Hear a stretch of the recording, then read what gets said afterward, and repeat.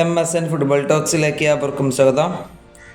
ഇപ്പോൾ സോഷ്യൽ മീഡിയയിൽ ഏറ്റവും കൂടുതൽ ചർച്ചയാകുന്നത് ഹൂലിയൻ അൽവാരസ് ജോ ബാഴ്സ എന്നതാണ്.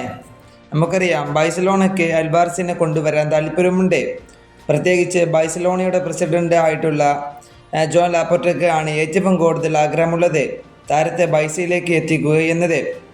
ഇപ്പോൾ വരുന്ന റിപ്പോർട്ടുകൾ അനുസരിച്ച് അടുത്ത സീസണിലേക്ക് ആണ് ബാഴ്സലോണ ഹൂലിയൻ അൽവാരസിനെ കൊണ്ടുവരാൻ ശ്രമിക്കുന്നത്.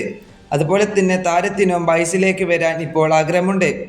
അതുപോലെ തന്നെ ഇവിടെയുള്ള പ്രധാന പ്രശ്നം എന്തെന്ന് വെച്ചാൽ, അത്ലറ്റിക്കോ മാഡ്രിഡ് ആവശ്യപ്പെടുന്നത് ഏകദേശം 120 മില്യണാണ്. എന്നാൽ ബാഴ്സലോണ മുന്നോട്ട് വെക്കുന്നത് 70-75 million plus players of deal ഇങ്ങനെയാണ്. അതായത് ബാഴ്സയിൽ നിന്നും ഒരു പ്ലെയറിനെ കൊടുത്തുകൊണ്ട് ഹൂലിയൻ അൽവാരസിനെ വാങ്ങാനുള്ള ഒരു പദ്ധതിയാണ് ബാഴ്സ മുന്നോട്ട് വെക്കുന്നത്. എന്നാൽ ഇങ്ങനെ ചെയ്തുകൊണ്ട് ബാഴ്സലോണ ഹൂലിയൻ അൽവാരസിനെ സ്വന്തമാക്കുമോ എന്നതാണ് ഇപ്പോൾ ബാഴ്സ ആരാധകർ പ്രതീക്ഷിക്കുന്നത്. നമുക്കറിയാം, ഹൂലിയൻ അൽവാരസ് ഒരു മികച്ച കളിക്കാരൻ തന്നെയാണ്.